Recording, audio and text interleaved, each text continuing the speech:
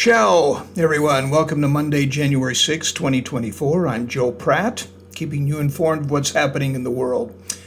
Today, being January 6th, is the day when the election gets certified. The security levels are at a peak, as you might imagine, remembering back 4 years ago when there was a riot at the Capitol. Everything went through without a hitch, and the results of the election were certified today. Mike Johnson has been reelected as Speaker of the House by a narrow margin. He received 218 votes, the minimum required for reelection. That was on the first ballot. Canadian leader Justin Trudeau has resigned as leader of the Liberal Party. He will stay on as Prime Minister only until another leader of the Liberal Party can be chosen to take his place. Trudeau says that Canada needs a reset in politics. Other countries feel the same way, apparently. When in 2024, 70 different countries held elections and the incumbents were kicked out in many countries, including India, the US, Japan, France, Britain, and there were mass protests in Mozambique, Georgia. An election was annulled in Romania, and an attempt to impose martial law in South Korea. And of course, the Syrian president Assad was ousted and went into exile. Some bad weather causing many traffic accidents across the nation and flights to be canceled. It's called a polar vortex. Most of the heavy snow and ice will be in the Midwest and the Rocky Mountains and parts of the Northeast. Biden has issued a ban on offshore oil and gas drilling in most federal waters. Analysts say that this will make it difficult for Trump to undo, since it likely will require an act of Congress to repeal it. President-elect Trump is scheduled to be sentenced in the Stormy Daniels case on Friday.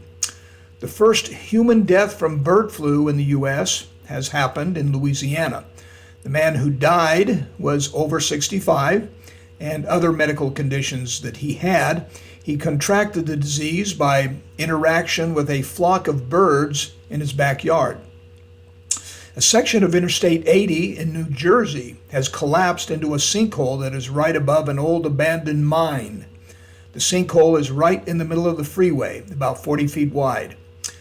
Happy birthday if it's yours today. You share a birthday with Sherlock Holmes. Yes, his birthday is mentioned in one of the novels.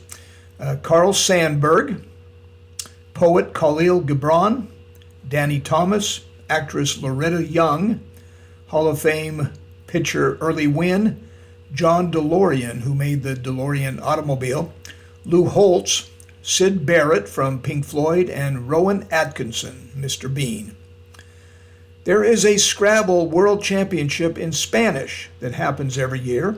This year's Spanish-speaking World Championship took place in Granada, Spain, and this year's winner was a man from New Zealand who doesn't speak any Spanish, but he did start to memorize the Spanish language's word list provided by Scrabble. So apparently he knows all these Spanish words, he just doesn't know what they mean. Nigel Richards is the New Zealander who won the title, and he has also won Scrabble titles in English.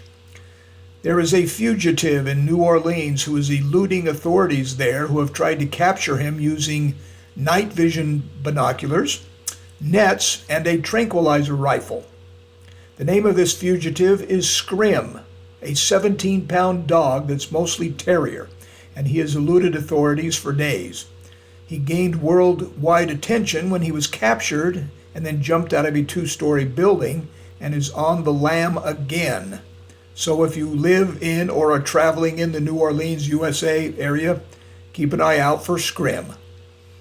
In sports, 2 NFL coaches have lost their job. New England's Jared Mayo and Jacksonville's Doug Peterson will both be looking for new teams. All the playoff spots have been filled in the NFL. The number 1 seed in the NFC is the Detroit Lions, and the number 1 seed in the AFC is the Kansas City Chiefs. Researchers at Northwestern University have made a process to have bacteria break down carbon monoxide to make chemicals acetone and isopropanol.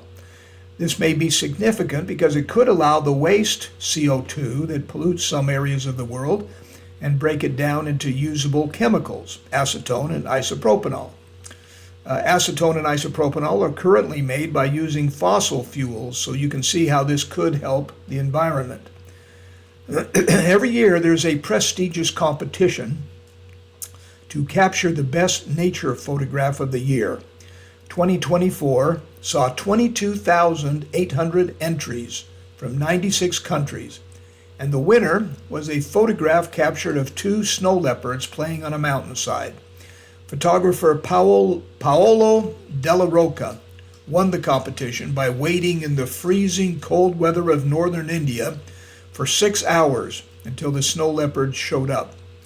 As some of you may know, the snow leopard is a very elusive animal, and it is very difficult for photographers to film them.